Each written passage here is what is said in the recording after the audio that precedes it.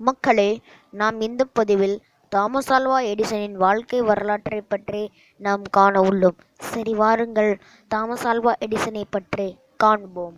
Thomas Alva Edison பிப்ரவரி 11, 1847 October 18, 1931 முதல் அமெரிக்க கண்டுபிடிப்பாளரும் தொழிலதிபரும் ஆவார்.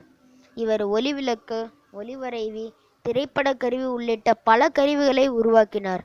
திரள் உற்பத்தி, ஒன்றுபட்ட பெரிய குழுப்பணிய கோட்பாடுகளை பயன்படுத்திய முதல் கண்டுபிடிப்பாளர்களுள் ஒருவர்.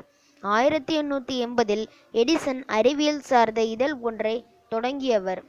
இது 1900 அறிவியல் முன்னேற்றத்துக்கான அமெரிக்க கழகத்தின் இதழானது. தனது பெயரில் சாதனை அளவான 1093 கண்டுபிடிப்புகளின் காப்புரிமைகளை பதிவு செய்த எடிசன் பெருமளவு கண்டுபிடிப்புகளை செய்தவர்களுள் ஒருவராக கருதப்படுகிறார்.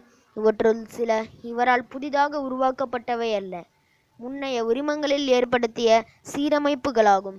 எடிசன் ஐக்கிய அமெரிக்க, ஐக்கிய இராச்சியம், பிரான்ஸ் மற்றும் ஜெர்மனி உள்ளிட்ட பல நாடுகளின் உரிமங்களை பெற்றார். எடிசன் நம்பிக்கை நிதியம் என பொதுவாக அறியப்பட்ட 9 முதன்மையான திரைப்பட கலைஞர்களின் கூட்டமைப்பான அசையும் பட உரிம நிறுவனத்தை ஆரம்பித்தார்.